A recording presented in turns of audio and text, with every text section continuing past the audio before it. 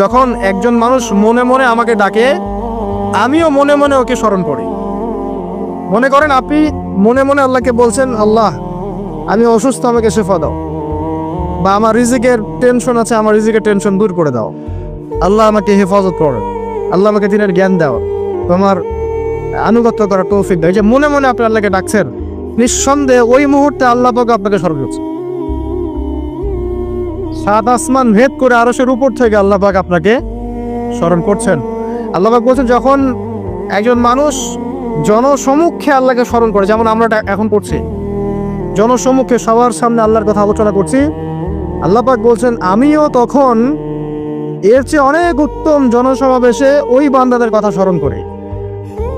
আল্লাহ পাক আমাদের কথা স্মরণ করছেন, আমাদের কোনো ফিলিংস আছে? আল্লাহ আমাদের কথা স্মরণ করছেন, ওই যে যুবক ছেলে বসে বসে ফোন টিপছে, কোনো ফিলিংস আছে? মানে মনস্তাত্ত্বিক ভাবে অন্তরে যখন নূর থাকে না, পাপ করতে করতে যখন অন্তরটা কলুষিত হয়ে যায়, কোনো ফিলিংস কাজ করে না।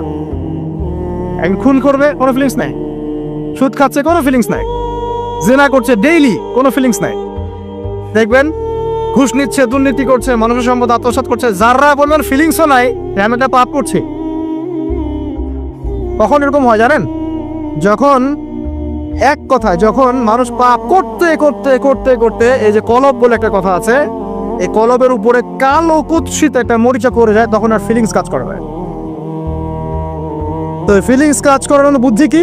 দুইটা বুদ্ধি আছে। এক, বেশি বেশি কোরআন তেলাওয়াত করা, তাহলে অন্তরের মরিচা দূর হয়ে যাবে ইনশাআল্লাহ। আর দুই হচ্ছে বেশি বেশি মৃত্যুর কথা স্মরণ করা, তাহলে মনের মধ্যে যে কালিমাগুলো আছে আস্তে আস্তে দূর হবে ইনশাআল্লাহ। মৃত্যুর কথা কে স্মরণ করে? এখন মানুষ তো চলাফেরা করে এমন ভাবে যে কোনোদিন মরবেই না। কে স্মরণ করে? যে টেবিলের তল দিয়ে ঘুষ নিচ্ছে, ও স্মরণ করে মৌতের কথা?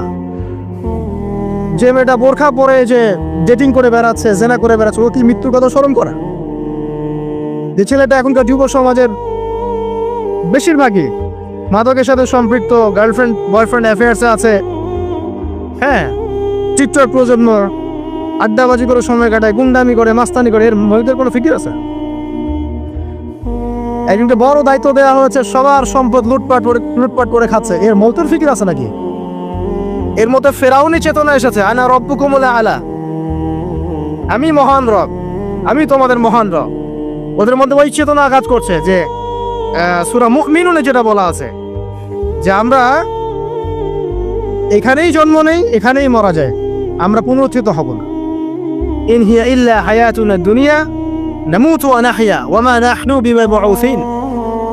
আমরা এই দুনিয়াতেই বাঁচি, দুনিয়াতেই মরি, আমাদের কোনো পুনরুত্থানের কিছু নাই। এদের চেতনা এমন, কে ফিকির করে মরতে? অথচ আপনি দেখছেন যে প্রতিনিয়তই কোনো কারণ ছাড়াই মানুষ নাই, কোনো কারণ লাগে না। এখন তো কারণ ব্যাখ্যা করতে আমরা পছন্দ করি, এই কারণে ওইটা হয়েছে, ওই কারণে এটা হয়েছে। এটাকে বলে কার্যকারণ তত্ত্ব। দর্শনের ভাষায় কি বলে? কার্যকারণ তত্ত্ব। এটা আপনারা ফিলোসফি পড়লে বুঝবেন। প্রত্যেকটা কাজের পিছনে একটা কারণ থাকে, আমরা কারণটা সার্চ করি বেশি। এখন কারণ ছাড়াই মানুষ ডেড। এই যে যাচ্ছে, উপরে একটা সুন্দর করে বড় একটা পাথর ঝুলছে, সব পাস হয়ে যাচ্ছে ওখান থেকে। মানে রাস্তায় কাজ চলছে, উপরে আবার এটা ঝুলছে, আর মানুষ আমার অন্যস্তে যাতায়াত করছে। যারা রাখছে ওদের ইন্টেলেকচুয়াল অবস্থা চিন্তা করেন, আর যারা আমরা তল দিয়ে যাচ্ছি তারও অবস্থা চিন্তা করেন। বুদ্ধিভিত্তিক ভাবে আমরা কোন জায়গায় চিন্তা করেন? মানে মানুষ বিজি রোড দিয়ে যাচ্ছে, ওখানেই কাজ হচ্ছে, আবার যেখানে কাজ হচ্ছে দেখছি সেখানে আমরাও আবার তল দিয়ে যাচ্ছি। সবাই পাস হয়ে গেল, যাদের তাকদিরে লেখা ছিল মৌত, একদম মুহূর্তের মধ্যে শেষ। কি কারণ ব্যাখ্যা করবে? কোনো সায়েন্স দিয়ে ব্যাখ্যা করতে পারবেন? পারবেন না। ওই ময়মনসিংহে ওই যে মহিলারা যাচ্ছে, ট্রাক মেরে দিয়ে চলে গেল, মহিলার পেট থেকে বাচ্চা পেট ফেটে বাচ্চা বের হয়ে গেল, বাচ্চা জীবিত, মেয়ে মা ডেড। সায়েন্স দিয়ে ব্যাখ্যা করতে পারবেন? এটাই তাকদির, একেই বলে তাকদির, যেটাকে সায়েন্স দিয়ে ব্যাখ্যা করা যায় না, বিজ্ঞান দিয়ে ব্যাখ্যা করা যায় না। এরকম ঘটনা কত ঘটছে অহরহ। দুজন বসে আছে, হাজব্যান্ড ওয়াইফ,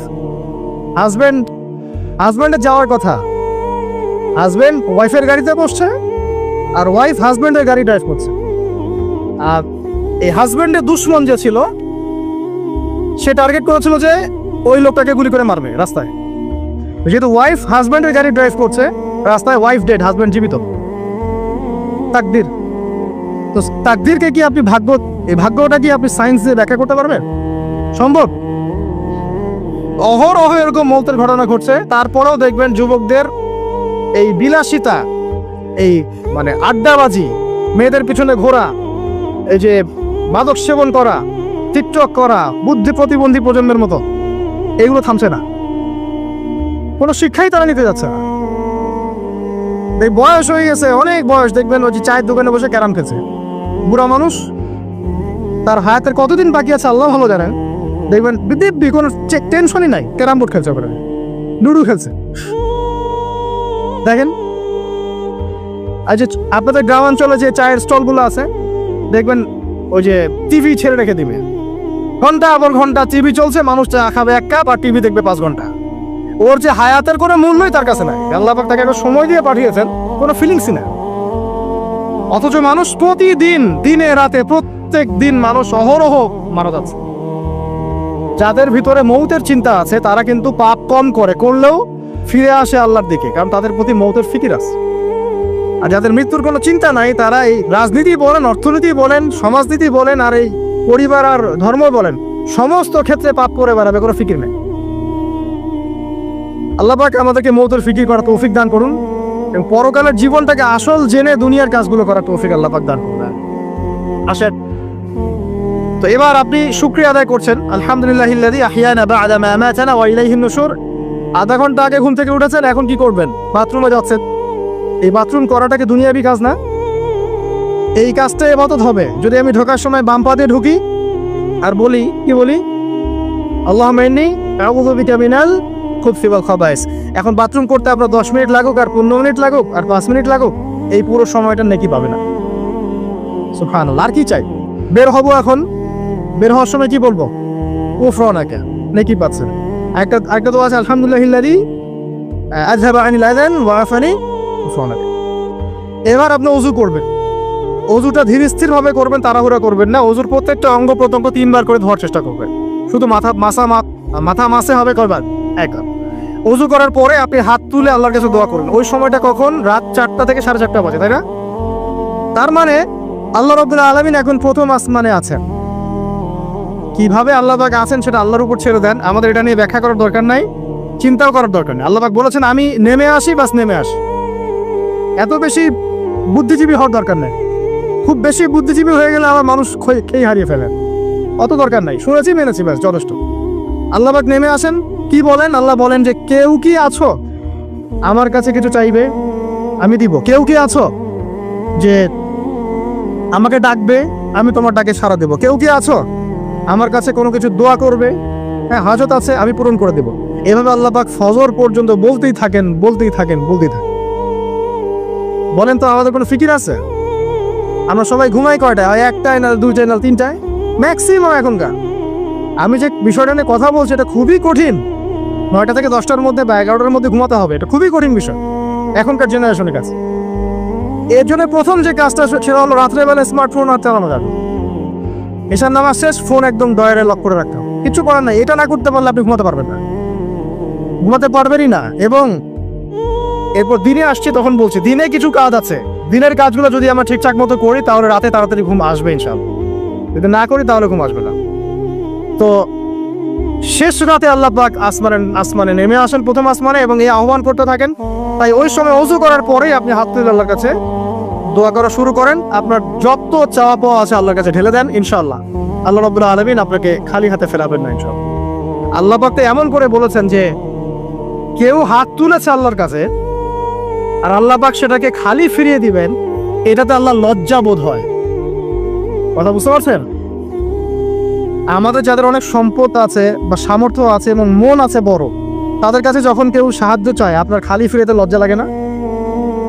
আপনার মনে হয় না যে চাইলেও এত করে কিভাবে না করে ফিরাই? আছে না এমন মানুষ? আছে না? আসলে দান সৎকা করার জন্য সম্পদ লাগে না, দান সৎকা করার জন্য মন লাগে। কি লাগে? মন লাগে। দেখবেন অনেক কোটিয়াল আছে মানুষ, দান সৎকা করতে পারে না, জাকাতই তো দেয় না, দান সৎকা করবে কি? বাংলাদেশে যত কোটিপতিগুলো আছে সবার থেকে জাকাত নেওয়া শুরু করলে এদেশে কোনো দারিদ্রতা বলে কিছু থাকবে না ইনশাআল্লাহ, থাকবেই না, এটাই বাস্তব। কে উদ্ধার করবে সেই টাকা? আসলে করবেন ইনশাআল্লাহ। ঈসা ইবনে মারিয়াম আসলে করবে ইনশাআল্লাহ। তখন কে যাকাত না দিয়ে পার পায় তাই দেখা যায়। একটা ব্যক্তি পাওয়া যাবে না যাকাত না দিয়ে পার পায়। অবশ্য তখন এমন একটা যুগ আসবে যে মানুষ যাকাতের টাকা নিয়ে ঘুরবে, কিন্তু নেওয়ার মতো মানুষ নাই, সবাই সচ্ছল। আল্লাহ পাক সেই সুদিন ফিরায় আনুক, আমিন। এটা বলছিলাম যে সদকা করার জন্য মন লাগে, আপনার টাকা লাগে না। এখন আসেন, কেউ যদি আমাদের কাছে এভাবে চায় আমরা খালি ফিরাতে লজ্জাবোধ করি। আর আল্লাহ পাক বলছেন যে আমার কাছে যখন বান্দা কিছু চায় তার হাতটাকে আমি খালি ফিরাই দেবো, এটাতে আমি লজ্জাবোধ করি।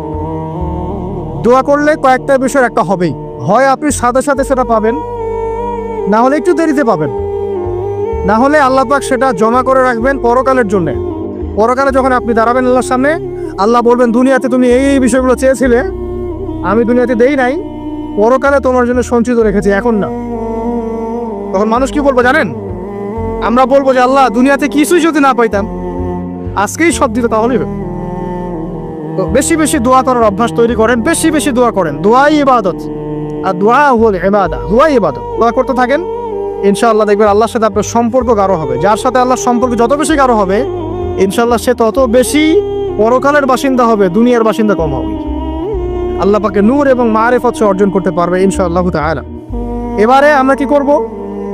এবার মিনিমাম 2 রাকাত নামাজ পড়ার চেষ্টা করে, রাতের সালাত 2 রাকাত করে। আপনি 2, 4, 6, 8, 10, 12, 20 পড়তেই থাকতে পারেন, কোনো সমস্যা নেই। কিন্তু মিনিমাম 2 রাকাত নামাজ তাহাজ্জুদ আপনি পড়ার চেষ্টা করেন। পড়া যাবে না? আর নামাজটাকে তাড়াহুড়া করবেন না, কাইন্ডলি আল্লাহর বাস্তে তাড়াহুড়া করবেন। রিল্যাক্সে কেরাত করেন, কেরাত পড়েন, রুকুতে সময় দেন, সেজদায় সময় দেন, 2 সেজদার মাঝখানে সময় দেন, শেষ বৈঠকে দোয়াগুলো করেন, তারপর ধীর স্থিরভাবে সালাম ফিরান, হাত তুলে দোয়া করেন, সময় দেন। কারণ আমি কি বলছি, সূরা জারিয়াতে 56 নম্বর আয়াতে আল্লাহ পাক বলেছেন দুনিয়াতে পাঠিয়েছি শুধু আল্লাহর ইবাদত করার জন্য। তো যে কারণে এসেছি, এটাতে এত তাড়া কিসের? অনেক মসজিদে নামাজ পড়লে মনে হয় ইমাম সাহেবকে বলি যে আপনার কি পেশাব পায়খানার চাপ নিয়ে নামাজ পড়ান? এমন অনেক মসজিদে নামাজ পড়েছি, মনে হয় ইমাম সাহেবকে ডেকে একটু কানে কানে বলি যে ভাই আপনার কি পেশাব পায়খানার চাপ আছে? আর 4 রাকাত নামাজ 3 মিনিটে শেষ, 4 রাকাত নামাজ 4 মিনিটে শেষ। এত তাড়াহুড়ার কি আছে? হ্যাঁ, জামাতে নামাজ সংক্ষিপ্ত করতো, তাই বলে কি এত সংক্ষিপ্ত নাকি? রুকু করার টাইম পাওয়া যায় না, সেজদা করার টাইম পাওয়া যায় না? নামাজে ধীর স্থিরতা এবং খুশুটা খুব ইম্পর্টেন্ট। নামাজে কোথায় হাত বাঁধলেন এটা নিয়ে তর্ক না করে, নামাজের একাগ্রতা, মনোযোগ কতটুকু আসছে এটা নিয়ে তর্ক করেন। ভিতরের রুহটাই আসল, আধ্যাত্মিকতাটাই আসল। হ্যাঁ, একজন ভাই হাত বেঁধেছে মনে করেন এখানে, কেউ বেঁধেছে এখানে, এটা নিয়ে ঝগড়া করেন। দেখেন নামাজে কতটুকু ফোকাস, মনোযোগ কতটুকু থাকছে, কতটুকু নামাজে আপনি দোয়া করতে শিখছেন, সেজদায় আল্লাহকে পাইতে শিখছেন। নামাজ পড়ে কি ফিল হচ্ছে যে আমি আল্লাহর সাথে কথা বলছি, আল্লাহ আমার কথা শুনছেন? আমরা তো মেকানিক্যাল নামাজ অভ্যস্ত এখন, মানে দুনিয়ার কাজের চাপ এত বেশি, জাস্ট মসজিদে যাবো, ঢুকবো, বেরো, চলে আসবো, হাজিরা দিতে আসছি মনে হয়, সিগনেচার করবো, চলে যাবো, ভাবটা এমন। এত তাড়া কিসের ভাই? ওমা খালাকতুল জিন্না ওয়াল ইনসা ইল্লা লিয়াবুদুন, শুধু ইবাদত করার জন্যই সৃষ্টি করেছি তোমাদেরকে। তো মসজিদে তো তাড়াহুড়া কেন? রিল্যাক্স থাকেন, মসজিদে রিল্যাক্সে নামাজ পড়েন, সময় নেন। ফজরের নামাজ পড়ার আগে আপনি বাসার থেকে 2 রাকাত সুন্নত পড়ে আসতে পারেন, এটা আর একটা ভালো আমল। কারণ নবী সাল্লাল্লাহু আলাইহি ওয়াসাল্লাম সুন্নত নামাজগুলো কি করতেন? বাসায় করতেন। এতে বাসার মধ্যে বরকত হবে, শয়তান দূর হয়ে যাবেন সব। এই যে তাহাজ্জুদ আপনি 2, 4, 8, 10 যত পারেন পড়েন, মিনিমাম 2 রাকাত পড়েন, ধীর স্থিরভাবে পড়েন। নামাজ শেষ করে আবার আল্লাহর কাছে দোয়া করেন, দেখবেন যে ইনশাআল্লাহ আপনার দোয়া কবুল হবে। আর দোয়া যে কবুল হয় এটা আপনি নিজেই বুঝতে পারবেন, নিজেই বুঝবেন, কারো কাছে দেওয়া লাগবে না। এবার ফজরের সালাতের সময় হয়ে গেল, আজান হচ্ছে, আজানের জবাব দিব, দিয়ে ব্যাস হেঁটে হেঁটে মসজিদ, প্রত্যেক পদক্ষেপ হেঁটে যাব আর দোয়া করব। কি দোয়া করব? যে আল্লাহ আমাকে নূর দান করুন। কি দান করুন? আল্লাহুম্মা ইজআল ফি কলবি নূরা ওয়া ফি লিসানি নূরা ওয়া ফি সাম'i নূরা ওয়া ফি বাসরি নূরা ওয়া আন ইয়ামিনি নূরান ওয়া আন শিমালি নূরান ওয়া মিন ফাওকি নূরা ওয়া মিন তাহতি নূরা আল্লাহুম্মা ইজআল ফি নাফসি নূরা। মানে এর অর্থ হচ্ছে আল্লাহ আপনি আমার ডানে বামে সামনে পিছনে শরীরে আত্মায় দেহে সবখানে আল্লাহ আপনার নূর দান করুন। নূর কেন? কারণ দুনিয়ার মধ্যে অনেক অন্ধকার, অন্ধকার না? সব জাহিলিয়াতের অন্ধকার। এখানে পথ চলতে হলে নূর লাগবে, আলো লাগবে। এটা কে দিবে? আল্লাহ দিবে। কবর বড় অন্ধকার, ওখানে থাকতে হলে ভালোভাবে কি লাগবে? আলো লাগবে। হাসরের মাঠ অন্ধকার, ওখানে ভালোভাবে থাকতে হলে কি লাগবে? আলো লাগবে। এই জন্য নামাজে যাওয়ার সময়, অন্ধকার সময় এই দোয়াগুলো করতে হয়। আর তার আগে একটা কথা বলতে ভুলে গেছি, বাসা থেকে যে বের হচ্ছেন তখন কি পড়বেন? কি পড়বেন? বিসমিল্লাহি তাওয়াক্কালতু আলাল্লাহ ওয়ালা হাওলা ওয়ালা কুওয়াতা ইল্লা বিল্লাহ। এটা পড়ে বের হলে শয়তান দূরে চলে যাবে, ফেরেশতা আপনার কাছে চলে আসবে। এবার নামাজে আসলাম, জামাতের সাথে নামাজ পড়বেন, ফজরের নামাজ, এবং ফজরের সালাতের কেরাতটা লম্বা করার চেষ্টা করুন। এটা সুন্নাত, ফজরের সালাতের কেরাত লম্বা করা সুন্নাত। এবং নামাজ শেষ হওয়ার সাথে সাথেই উঠেও চলে যাবেন না। নামাজ শেষ, এবার আপনি ওখানে বসে থাকবেন, বসে বসে জিকির আজগারগুলো করবেন। কি কি জিকির করবেন আমি কয়েকটা আপনাদেরকে শিখিয়ে দিচ্ছি, বাকিগুলো আপনারা কিতাব থেকে শিখে নেবেন। সালাম ফিরানো শেষ, প্রথমে একবার আল্লাহু আকবার, তারপর 3 বার আস্তাগফিরুল্লাহ আস্তাগফিরুল্লাহ আস্তাগফিরুল্লাহ। এরপরে পড়বেন আল্লাহুম্মা আনতাস সালাম ওয়া মিনকাস সালাম তাবারাকতা ইয়া যাল জালালি ওয়াল ইকরাম পড়বেন। তারপর আল্লাহুম্মা আইন্নি আলা যিকরিক ওয়া শুকরিকা ওয়া হুসনি ইবাদাতিক। এরপরে পড়তে পারেন আয়াতুল কুরসি, যেটা একটু আগে বলেছি, তাসবিহাত সুবহানাল্লাহ আলহামদুলিল্লাহ আল্লাহু আকবার 33 পরে কালিমা শাহাদা, অথবা 10-10-10ও পড়ার দলিল আছে। এরপরে পড়বেন সুবহানাল্লাহি ওয়া বিহামদিহি আদাদা খালকিহি ওয়া রিদা নাফসিহি ওয়া জিনাতা আরশিহি ওয়া মিদাদা কালিমাতিহি 3 বার, এটা 3 বার। তারপর 3 কুল 3 বার করে, সূরা ইখলাস 3 বার, ফালাক 3 বার, নাস 3 বার, সূরা হাশরের শেষ 3 আয়াত একবার। এরপরে পড়বেন সাইয়্যিদুল ইস্তিগফার, আর সমস্ত ইস্তিগফারের শ্রেষ্ঠ ইস্তিগফার এটা কোনটা?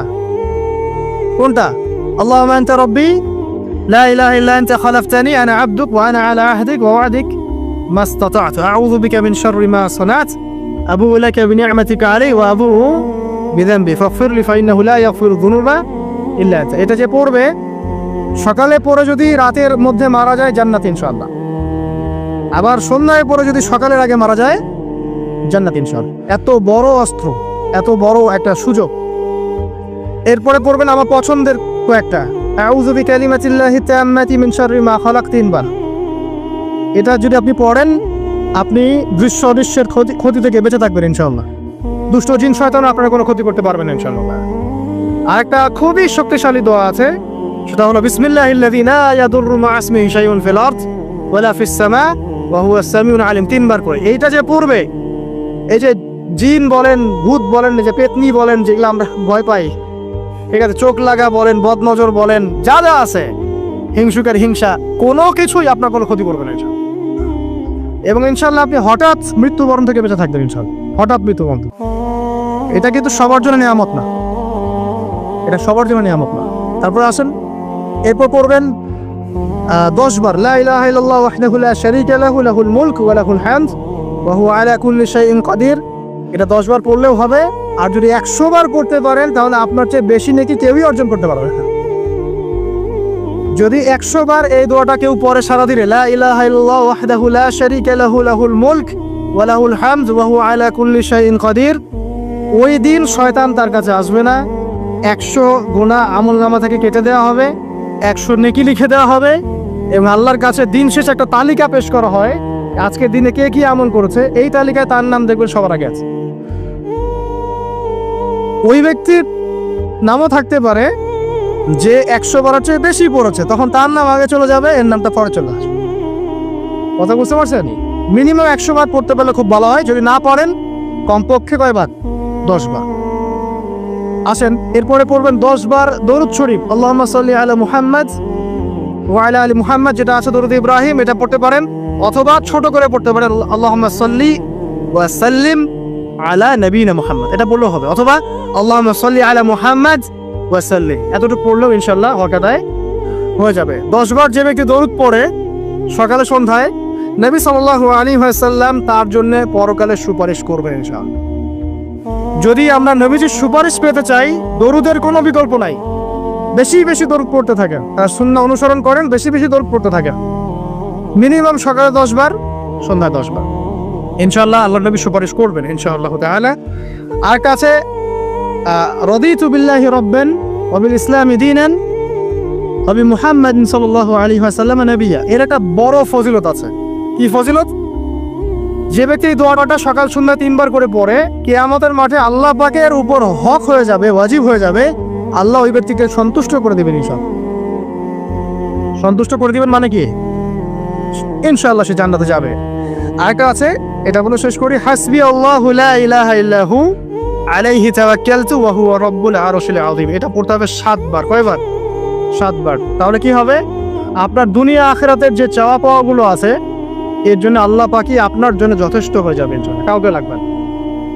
এগুলা ফরজ নামাজ মানে ফজরের নামাজ জামাতে পড়ার পরে বসে বসে এইগুলো করতে থাকবেন।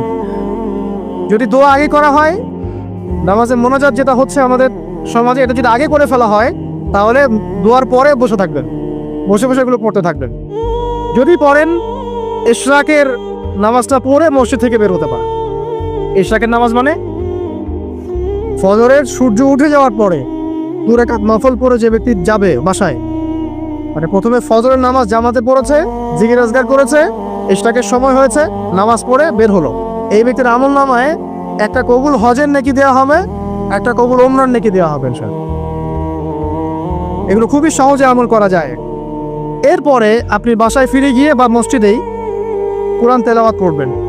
আমরা কোরআন তেলাওয়াত করব, কোরআন তেলাওয়াত করবেন 1 পারা, 1 পারা পারেন না অর্ধেক পারা, অর্ধেক পারা পারেন না 5 পৃষ্ঠা, 5 পৃষ্ঠা পারেন না কমপক্ষে 1 পৃষ্ঠা পারবেন না, 1 পৃষ্ঠা করে হলেও প্রতিদিন কোরআন তেলাওয়াত করতে হবে। পারবেন না ইনশাআল্লাহ? প্রত্যেক হরফে 10টাটি পাবেন। কোরআন আপনার পক্ষে সুপারিশ করবে ইনশাআল্লাহ, এবং এই কোরআন আপনাকে ছায়া দিবে, সূরা বাকারা, আলে ইমরানের মতো ছায়া দিবে কিয়ামতের মাঠে। এবং এটা নবী সাল্লাল্লাহু আলাইহি ওয়াসাল্লাম যেটা বলেছেন, আল কোরআন হুজ্জাতুল লাকা ওয়া আলাইক, এটা তোমার পক্ষে সাক্ষী দিবে অথবা বিপক্ষে সাক্ষী দিবে। তো কোরআন তেলাওয়াত করবে। এরপরে আমরা কি করি?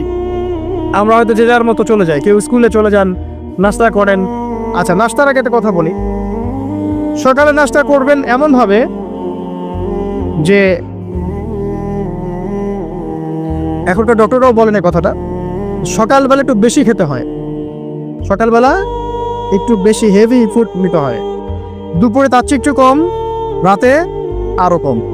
আর আমাদের তো উল্টা, কিন্তু সকালে অল্প একটু, দুপুরে একদম বিশাল, রাতের বেলা আরও বিশাল, নাকি? তো নিয়মটা হচ্ছে এই যে সকালে খেতে হয় বেশি, সারাদিন আপনাকে কাজ করতে হবে, সকালে আপনাকে বেশি হাইজেনিক ভালো ফুড খেতে হবে, দুপুরে তার চেয়ে একটু কম, আর রাতে তার চেয়ে কম। এভাবে খেতে পারলে প্রফিটিক খাওয়া হবে ইনশাল্লাহ। আর খাবার আমাদের সুন্নাহ মতো খাওয়ার দরকার নেই, নবী সাল্লাল্লাহু আলাইহি ওয়াসাল্লামের সুন্নাহ মতো খায়। আমাদের সুন্নাহটা কেমন? আমরা 7 পেট খাই। কয় পেট? 7 পেট। যদি পেটের মধ্যে কিছু জায়গা ফাঁকা থাকে, সেটাও কিছু মিষ্টি দিয়ে ঢুকায় সাবার করে ভর্তি করতে হবে। এটা চ্যালেঞ্জ, পেটটা ভর্তি করতে হবে। আর নবী সাল্লাল্লাহু আলাইহি ওয়াসাল্লাম খেতেন এভাবে যে পেটটাকে 3 ভাগ করতেন, 1 ভাগ খাবার খেতেন, 1 ভাগ তিনি পানীয় পান করতেন, আর 1 ভাগটা ফাঁকা রাখতেন। আপনি এভাবে খাওয়া শুরু করেন, দেখবেন আপনি ফিজিক্যালি ফিট ফিল করছেন এবং আপনি ক্লান্ত হচ্ছেন কম, অলসতা কম আসছে কাজে, আপনি এনথুজিয়াজম পাবেন ইনশাআল্লাহ। তো খাবারের ব্যাপারটা সতর্ক থাকে। আর এই যুগে খাবারের মধ্যে প্রচুর ভেজাল আছে, চেষ্টা করতে হবে ম্যানুফ্যাকচার্ড খাবারগুলো বাদ দিয়ে হোমমেড যে ফুডগুলো আছে, হোমমেড ফুড মানে বাসায় যেগুলো আমরা তৈরি করি, ফ্রেশ হাইজেনিক ফুডগুলো খাওয়ার চেষ্টা করতে হবে। স্পেশালি বাচ্চাদের ব্যাপারে সতর্ক থাকতে হবে। বাচ্চাদেরকে, তরুণদেরকে এমন কোনো খাবার খাওয়া যাবে না যে খাবারটা খেলে আপনি অসুস্থ হয়ে যান, আপনার স্ট্যামিনা কমে যায়, আপনি ফিজিক্যালি দুর্বল হয়ে পড়েন। এটা খুব খেয়াল রাখবেন। খাবার, এই যে আপনারা যে গ্রাম অঞ্চলে থাকেন, আপনারা সৌভাগ্যবান একদিক থেকে যে আপনারা ফ্রেশ খাবার উৎপন্ন করে খেতে পারেন। শেষ জামানায় খাবারের মধ্যে খুব ভেজাল আসবে, এটা বিভিন্ন হাদিস দিয়ে মেলানো যায়, আমি ওইদিকে যাচ্ছি না। কনক্লুশন বললাম, শেষ জামানায় খাবারে প্রচুর ভেজাল আসবে। তো এই ভেজালগুলো থেকে দূরে থাকতে হলে আমাদেরকে হাইজেনিক ফুডের দিকে ফোকাস করতে হবে এবং প্রোডাক্ট খাবার উৎপন্ন করে খেতে পারলে খুব বেশি ভালো হয়, না পারলে রুট লেভেল থেকে খাবার নিয়ে আসতে হবে। আর অ্যাটলিস্ট ম্যানুফ্যাকচার যে খাবারগুলো বাজারে ঘোরাফেরা করে, এগুলো অ্যাভয়েড করতে হবে। দেখতে অনেক মুখরোচক লাগতে পারে, স্বাদ অনেক মজা হতে পারে, কিন্তু এগুলো শরীরের জন্য অনেক ক্ষতিকর। এতে করে আমাদের যুব সমাজ আস্তে আস্তে কিন্তু দুর্বল হয়ে যাচ্ছে। এখনকার যুব সমাজকে দেখে তাকায় দেখেন, আমাদের বাদরদেরকে তাকায় দেখেন, যারা এখানে বয়স্ক মুরব্বী আছে, দেখেন একজন মুরব্বীর সাথে এখনকার যুবকের কুস্তি লাগান, পাঞ্জা লাগান, বা ওই যে একটা রিংয়ের মধ্যে ঢুকায় বক্সিং ম্যাচ দেন, একটা দেখেন কে পারে। আমি নিশ্চিত ওই চাচাই পারবে। আমরা নিজেরাই তো প্রমাণ। আমাদের বাপ দাদাদের বয়সী যারা আছেন তারা এখনো দিব্যি মাঠে কাজ করে, দেখবেন 4 ঘন্টা 5 ঘন্টা 8 ঘন্টা রিক্সা চালাচ্ছে, ভ্যান চালাচ্ছে, কৃষি কাজ করছে, কত পরিশ্রম করছে। আমাদের যুব সমাজে তাকায় দেখেন না, আপনি একটু চেহারাগুলো দেখেন না, চেহারাগুলো তাকায় দেখেন। চাপাগুলো বসে গেছে গাঁজা খেতে খেতে, হিরোইন খেতে খেতে দেখবেন চাপাগুলো বসে গেছে একদম, চোখগুলো ঢুকে গেছে একদম মাদক খেতে খেতে। হ্যাঁ, হস্তমৈথুন করতে করতে শরীর রোগা, চলতে পারে না। কথা শুনতে খারাপ লাগছে না? বাস্তব, এগুলোই বাস্তব এখন। হ্যাঁ, ঘুম নাই, সারা রাত জাগরা, ওই যে ফজরের পর ঘুমায়, আর রাতে ওই যে বিকাল 4টায় ওঠে, দেখবেন শরীরটার দিকে তাকায় দেখে, চলতে পারে, এনার্জি নাই। একটা ক্রিকেট ম্যাচে লাগাই দেন, ও দেখবেন 2-4 ওভার ব্যাটিং করে শেষ। কোন কাজ করতে পারবে? ওই মাঠের বাইরে থেকে বলতে পারবে যে আর এ খেলতে পারে না, ও অমুক খেলতে পারে না, তমুক খেলতে পারে না। ওকে লাগাই দেন না, ব্যাটটা ধরে ধরায় লাগাই দেন, দেখবেন ও কয়টা পিটাতে পারবে। জিম করে না, ফিজিক্যালি এক্সারসাইজগুলো করে না, স্কিল নাই। আগেকার মানুষ অনেক স্কিল ছিল, তারা ঘরের কাজ পারতো, সাঁতার পারতো, তারা মার্শাল আর্ট পারতো, কৃষিকাজ পারতো, অন্যান্য বিভিন্ন সেক্টরে তারা কিন্তু মানে মাল্টি প্রতিভার অধিকারী ছিল। স্কিল কম, দেখবেন একদিকে ফোকাস করা। এগুলো কিভাবে হলো আসলে? এগুলো তো একদিনে হয়নি। সারাদিন দেখবেন ফোনে, আর ওই মেয়ের পিছনে, আর কফি শপে, অথবা মিউজিকের কোনো ইনস্ট্রুমেন্ট নিয়ে বসে আছে, অথবা এর মাঝে যদি কেউ মন্দের ভালো থেকে থাকে সে দেখবেন টিকটক করছে। এইগুলাই এখনকার পুরুষদের মধ্যে, ইয়াং জেনারেশনের মধ্যে ওই সৌর্য বীর্য গায়েরতটা পাওয়া যায় না। দেখবেন গায়েরত একটা ব্যাপার আছে, গায়েরত সৌর্য বীর্য এটা নাই। এর অন্যতম একটা কারণ এটাও, এখানে খাদ্যাভ্যাসেরও একটা ব্যাপার আছে। ফিজিক্যালি তারা ফিট না। তো আল্লাহ পাক এই বিষয়গুলো আমাদের বোঝার তৌফিক দান করুন। সবকিছু রিলেটেড। আপনাকে যদি একজন প্রোডাক্টিভ মুসলিম হতে হয়, শারীরিকভাবে আপনাকে ফিট থাকতে হবে, মেন্টালি ফিট থাকতে হবে, আপনাকে মানসিকভাবে শক্ত থাকতে হবে, চ্যালেঞ্জ নেওয়ার ক্ষমতা থাকতে হবে। অহেতুক সময় নষ্ট করা যাবে না। যে কাজ ফাহেসা, দুনিয়াবি কাজ, পরকালের কোনো স্বার্থ নাই, ওখানে সময় নষ্ট করা যাবে না। ঠান্ডা মাথায় প্ল্যান করতে হবে যে আমি আমার জীবনে কি করতে চাই, কার পরে আমি কি করব, কার পরে কি করব, আমার প্ল্যান থাকতে হবে। রেজাল্ট খারাপ হয়েছে, হতাশ হয়ে আত্মহত্যা করবেন কি জন্য? কি এমন হয়েছে আপনার জীবন? একটা মেয়ে ছেড়ে চলে গেছে, এর জন্য বিষ খাবেন কেন? কি হয়েছে? একটা মেয়ে তো ছেড়ে চলে গেছে, মেয়ের অভাব নাকি? বোরখা পরা মেয়েরাও তো এখন কিস করে, দেখেন বোরখা পরা মেয়েগুলো দেখেন রাস্তাঘাটে যে নায়কের হাত ধরে চুমু খাচ্ছে। অনলাইনে দেখে আসলাম। এই যে বলছিলাম যে সব বোরখা পরা মেয়ের মধ্যেই আপনার ইয়ে থাকে না, দিনদারিতা থাকে না। সব বোরখা পরা মেয়ের মধ্যেই কিন্তু দিনদারিতা থাকে না। বোরখা থেকে পাগল হওয়ার দরকার নেই এত। এবং সে বলছে আমার জীবন সার্থক। মানে একজন গায়রে মাহরাম ব্যক্তিকে, ফিল্ম স্টার একজন গায়রে মাহরাম ব্যক্তি, তাকে সে হাত ধরে চুমু খেয়ে বলছে তার জীবন সার্থক। তাহলে কোন প্রজন্ম লালন করে কবরে যাচ্ছে ওরা চিন্তা করেন একটু। এখন আশ্চর্য একটা বিষয়। আর এগুলো আমরা প্রমোট করছি অনলাইনের মধ্য দিয়ে। যে কোনো অনলাইনে দেখবেন এটা চলছে রাতারাতি। মানে এগুলো উস্কানো হচ্ছে। আমাদেরকে শোনেন, আমাদেরকে এগুলো এইসব পাপের মধ্যে এমনভাবে নিয়ে আসা হচ্ছে যে মনে হচ্ছে এগুলো স্বাভাবিক। এক সময় একটা মেয়ে যদি রেপ হতো, মানুষের মাথা ব্যথা শুরু হয়ে যেত, অফিস আদালত এবং কোর্ট কাচারি করে একাকার করে ফেলতাম। এখন রেপ হতে হতে হতে হতে মনে হয় এটা স্বাভাবিক। আগে একটা মানুষ মদ পান করলে তার মধ্যে একটা ফিলিংস থাকতো আমি খারাপ কাজ করছি। এখন এই মদকে প্রমোট করতে করতে মদটাকে এত ইজি করে ফেলা হচ্ছে, মনে হচ্ছে স্বাভাবিক বিষয়। মানুষ খুন করাটা, আগে একটা মানুষকে খুন করলে মানুষ মনে হতো যেটা এটা বিশাল পাপ, একটা সমাজের মানুষ ওর দিকে খারাপ চোখে তাকা থাকতো। আর খুন হতে হতে হতে মানুষ মিডিয়াটাকে প্রমোট করছে, করতে করতে নর্মাল। এই পাপগুলোকে নর্মাল করে ফেলা ট্রেন্ডটা মিডিয়ার মধ্যে দিয়ে করা হয়েছে, স্বাভাবিকভাবে নেওয়া হচ্ছে সবকিছু।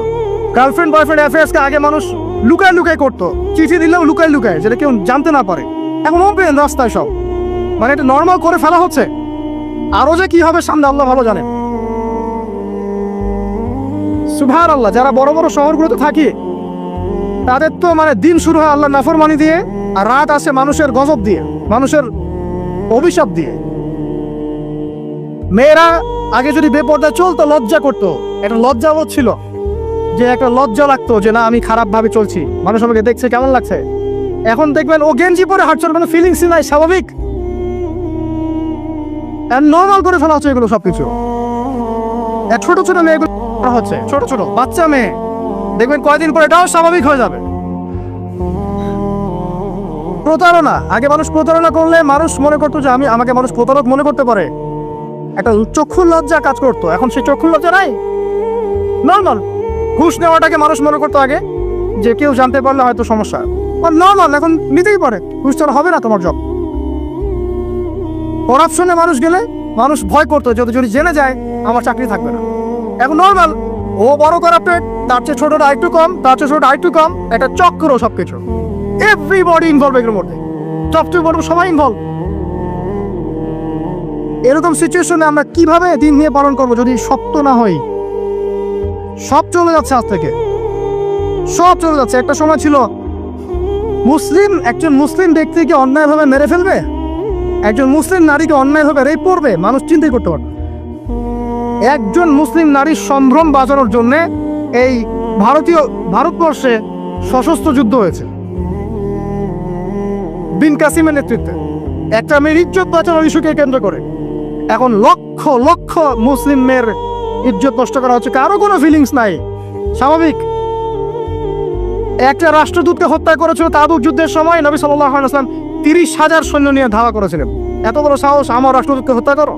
এখন সারা বিশ্বে লক্ষ লক্ষ মুসলিম হত্যা করা হয়েছে, কারো কোনো ফিলিংস নাই।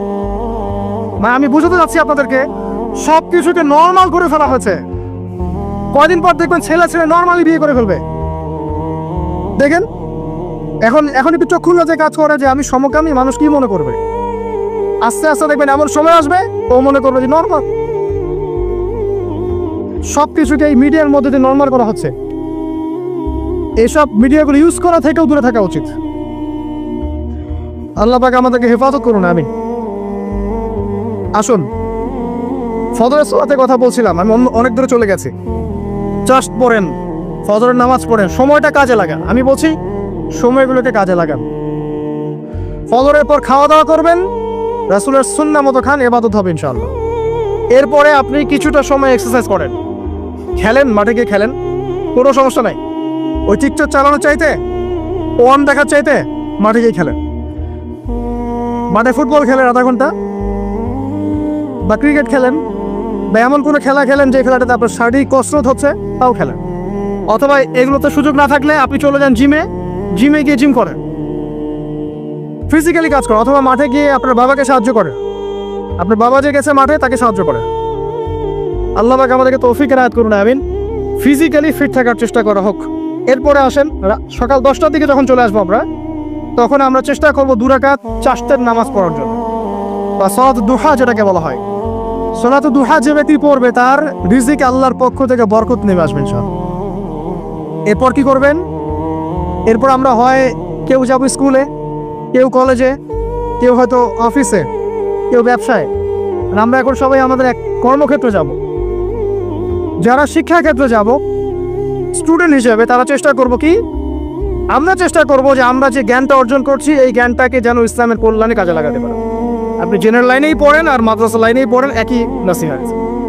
আর যারা মাদ্রাসা লাইনে পড়বেন, সকালবেলা উঠে মাদ্রাসা যাবেন, তারা নিঃসন্দেহে আল্লাহর বাছাইকৃত বান্দা, সৌভাগ্যবান বান্দা। তাদের উচিত হবে না দিনের জ্ঞানটাকে দুনিয়ার জন্য ব্যয় করা। তাদের উপর বেশি দায়িত্ব পড়তে হবে যে তারা যেন দিনের জ্ঞানটাকে দিয়ে আল্লাহর জমিনে দিনটা প্রচার এবং প্রসার ঘটায়। আল্লাহ পাক তাদেরকে কবুল করুন, আমরা দোয়া করি। তো পড়াশোনা করতে যারা যাব আমরা এই চিন্তা করে যাব। যারা পড়াতে যাব তারাও চিন্তা করব যে এমন কিছু শেখাবো যেটা শিখলে আমার স্টুডেন্টদের পরকালটা টিকবে, দুনিয়াতেও কল্যাণ হবে, পরকালটাও টিকবে ইনশাআল্লাহ। জেনারেল নলেজগুলো খুব ইম্পর্টেন্ট। ইসলামিক নলেজগুলোর সাথে সাথে আমাদেরকে অবশ্যই ইংরেজি বলেন, সায়েন্স বলেন, এই যে আপনার ম্যাথামেটিক্স বলেন, পলিটিক্যাল সায়েন্স বলেন, জিও পলিটিক্স বলেন, ইকোনমিক্স বলেন, মেডিকেল সায়েন্স বলেন বা ইঞ্জিনিয়ারিং বলেন, এগুলো পড়তে হবে, জানতে হবে। না জানলে আমরা কি করব? আমরা কিন্তু বহির্বিশ্ব থেকে ছিটকায় চলে আসবে, আমরা কিন্তু ওদেরকে চ্যালেঞ্জ করতে পারবো না। তো এই জন্য কোরআন সুন্নাহ জ্ঞানের সাথে এই জ্ঞানগুলো লাগবে। অতএব যে যেখানে পড়াশোনা করছেন অনেস্টির সাথে পড়াশোনা করেন, আপনার জ্ঞানটাকে ইসলামের কল্যাণে কাজে লাগানোর চেষ্টা করেন। এটা গেল এডুকেশন সেক্টর। যারা আমরা ব্যবসায় যাব, রাতে তাহাজ্জুদ পড়েছি, ফজর জামাতে পড়েছি, ইশরাক পড়েছি, এখন কি ব্যবসায় গিয়ে মাপে কম দিব? ওখানে ইবাদত নাই, ওখানে ব্যবসায় মাপে কম দেওয়া যাবে না। ওখানে কি আমি মাল মজুত করব? ওখানে কি আমি মালের মধ্যে পণ্যে ভেজাল দিব, মিশাবো? একজন সৎ এবং অনেস্ট ব্যবসায়ী, নবীজি বলছেন সাল্লাল্লাহু আলাইহি ওয়াসাল্লাম, একজন সৎ এবং অনেস্ট ব্যবসায়ী কিয়ামতের মাঠে নবীদের সাথে থাকবে ইনশাআল্লাহ।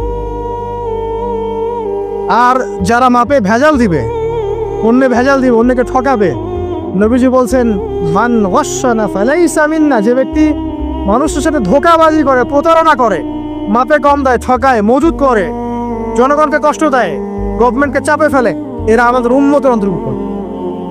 ওদের ব্যবসা করলেই যে পার পেয়ে যাবে এমন নয়। ব্যবসা করতে হবে পরের মতো আমানতদারিতার সাথে। অবশ্যই মাপ ঠিক রাখতে হবে, মজুতদারি করা যাবে না, আমাদের পণ্যে ভেজাল মিক্স করা যাবে না, কৃত্রিম সংকট তৈরি করা যাবে না। এগুলো যদি করেন তাহলে আপনার নাম যেমন উম্মতে মুহাম্মাদি থেকে কাটা পড়ে যায়, দুনিয়াতে আল্লাহর পক্ষ থেকে দুইটা আযাব আসে। এক হচ্ছে ওই জনগণের মধ্যে, ওই জনসমষ্টির মধ্যে দুর্ভিক্ষ নেমে আসতে পারে এবং বৃষ্টিপাত বন্ধ হয়ে যেতে পারে। আরেকটা হচ্ছে ওই জনগণের উপরে জালেম শাসককে আল্লাহ পাক চাপিয়ে দিবেন। এটা আযাব কাদের কারণে আসলো? ব্যবসায়ী, এক শ্রেণীর ব্যবসায়ীর কারণে আসলো।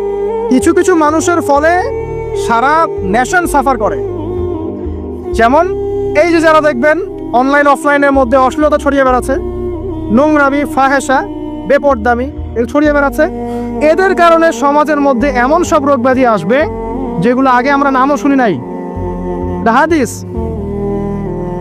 যারা মুসলিম সমাজের মধ্যে মানে বাদ্যযন্ত্রকে হালাল মনে করে নিবে, মদকে হালাল মনে করে নিবে, জেনাকে হালাল মনে করে নিবে, এইসব মানুষদের কারণে ভূমি ধসের আযাব আসবে এবং আকৃতি পরিবর্তনের আযাব আসবে। শেষ জামানার হাদিসগুলো পড়ে দেখেন। তো এখানে পাপ করছে এক শ্রেণীর মানুষ, ফলাফল ভোগ করছে সবাই। সো যারা ভালো মানুষ তাদের উচিত হবে এগুলোকে প্রোটেক্ট করা, ডিফেন্ড করা। আর আমাদের কাছে এরাই রকস্টার, যারা মুসলিম সমাজের মধ্যে বেপরদামি, অশ্লীলতা, ফাহেসা এগুলো ছড়িয়ে দিচ্ছে, যে না এরা আমাদের আইডল। এখন ওদের পোস্টার বাসায় লাগিয়ে রাখে, ওদের সাথে একবার দেখা করতে পারলে জীবন সার্থক হয়ে যায়। আল্লাহর কাছে ওদের কি দাম আছে যতক্ষণ না তওবা করে ফিরে আসছে?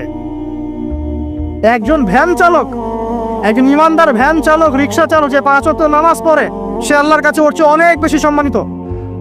ওই ভ্যান চালকের কাছে কি অটোগ্রাফ নেন আপনি? রিক্সাওয়ালার কাছে কি অটোগ্রাফ নেন? এইসব এই হ্যামিলনের বাসিওয়ালার পিছনে না গিয়ে এরা যুব সমাজকে টেনে নিয়ে যাচ্ছে অশ্লীলতার দিকে, ফাহেসা কাজের দিকে, বেফাস কাজ, কোনো পরকালীন কোনো স্বার্থ নাই। বিনোদনের নামে, সংস্কৃতির নামে এরা মানুষকে দিকে টেনে নিয়ে যাচ্ছে। আর আমাদের যুব সমাজ, তোমাদেরকে আমি আইডল দেখাবো ইনশাল্লাহ পরের লেকচারের মতো।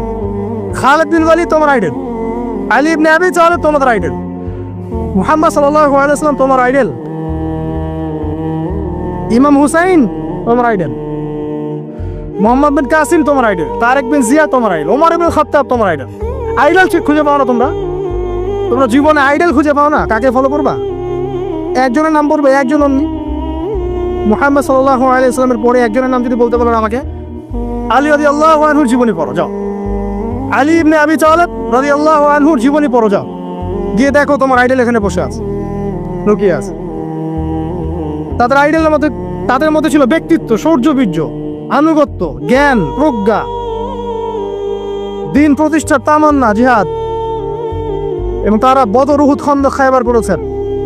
শেষ পর্যায়ে যখন তাদেরকে মৃত্যুবরণ করতে হয়েছে, তখনও তাদেরকে সামন থেকে কেউ আক্রমণ করতে পারে না, পিছন থেকে আক্রমণ করতে হয়েছে।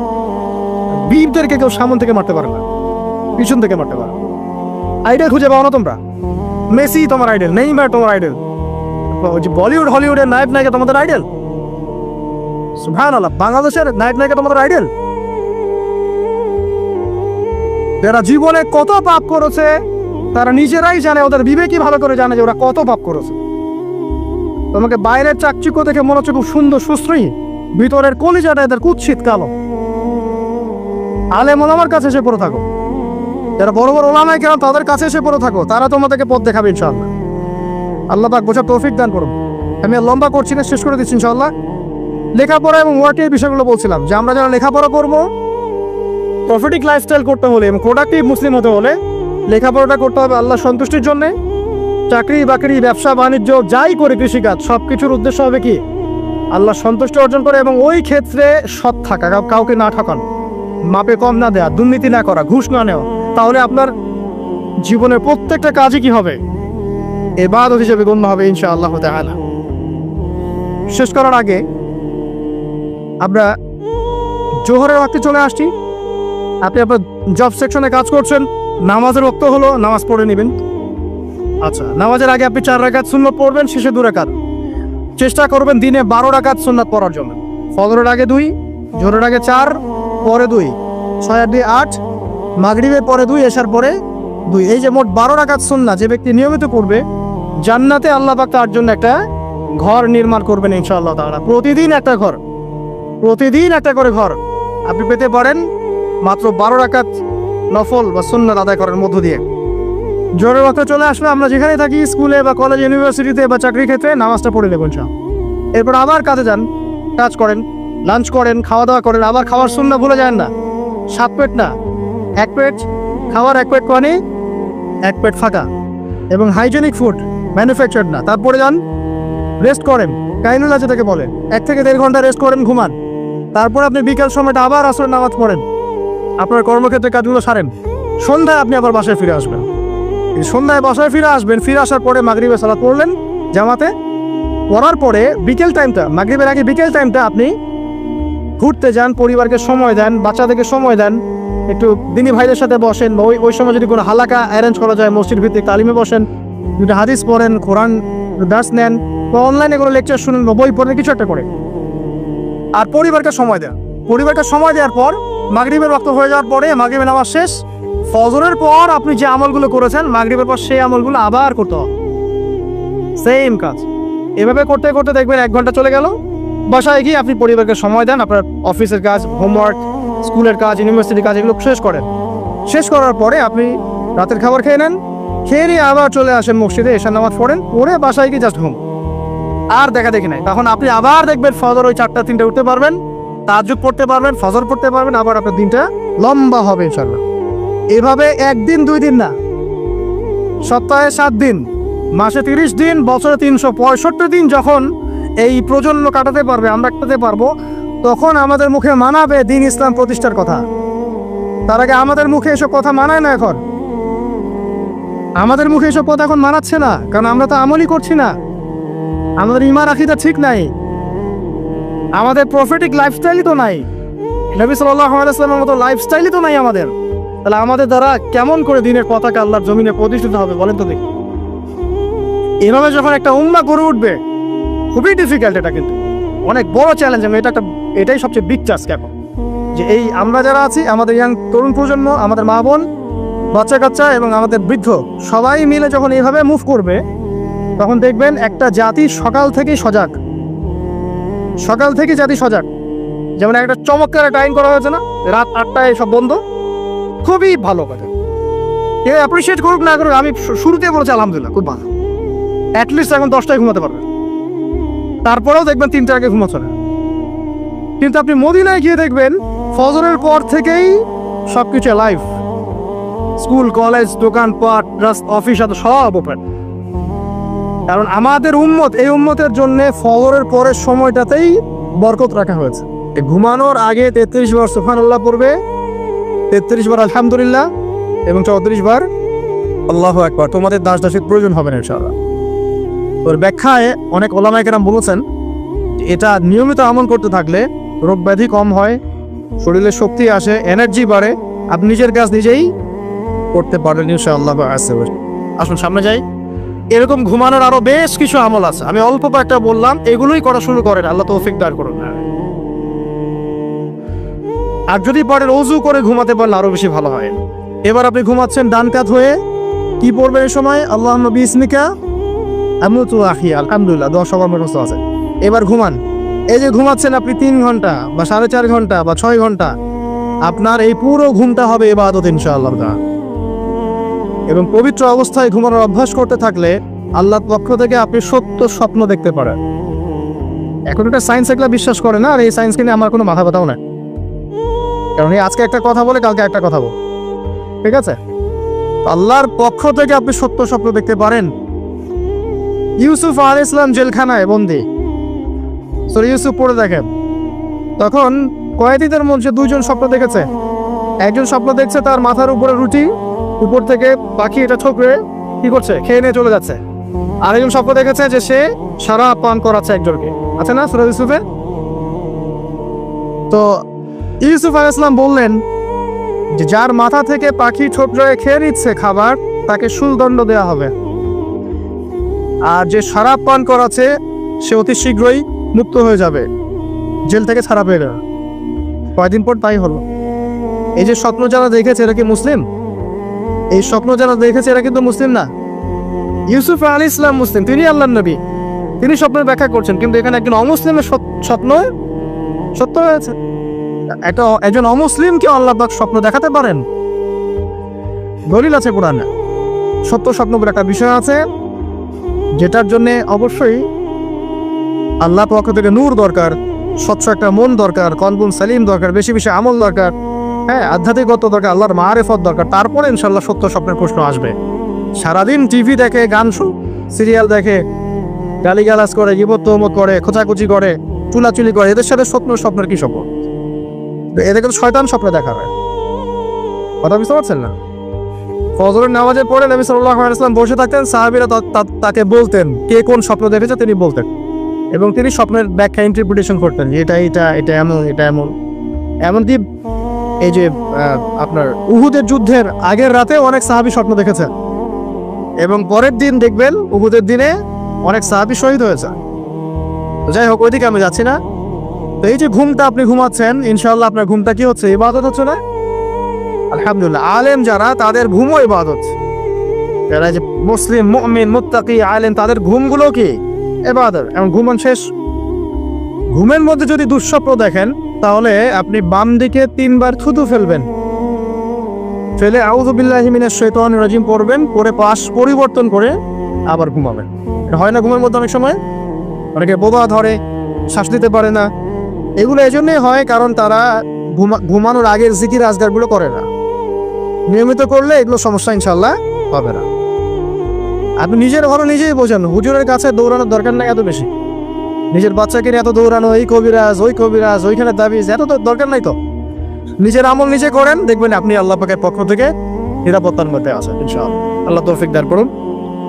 এরপরে ঘুম থেকে উঠলেন, চেষ্টা করবো আমরা ঘুম থেকে ওঠার কয়টার সময়? 5টায় যদি ফজরের নামাজ হয় বা 4:30টায় যদি ফজরের নামাজ হয়, মিনিমাম 4টায় উঠতে হবে। কয়টায়?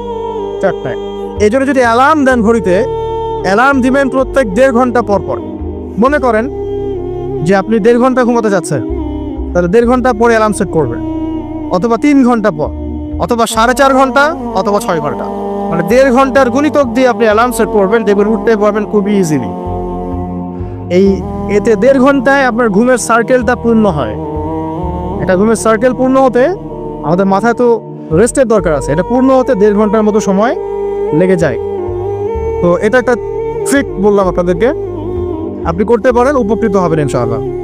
তো ফজরের নামাজের মিনিমাম আধা ঘন্টা আগে আমাদেরকে ওঠার অভ্যাস করতে হবে। এই যে ঘুমটা ভাঙলো, ভাঙার সাথে সাথে কি করব? ভাঙার সাথে সাথে আল্লাহ শুকরিয়া, আলহামদুলিল্লাহিল্লাযী আহইয়ানা বা'দা মা আমাতানা ওয়া ইলাইহিন নুশুর। বাস, এই যে ইবাদত হয়ে গেল। এবার আপনি আরেকটা দোয়া পড়বেন, শিখে নেন।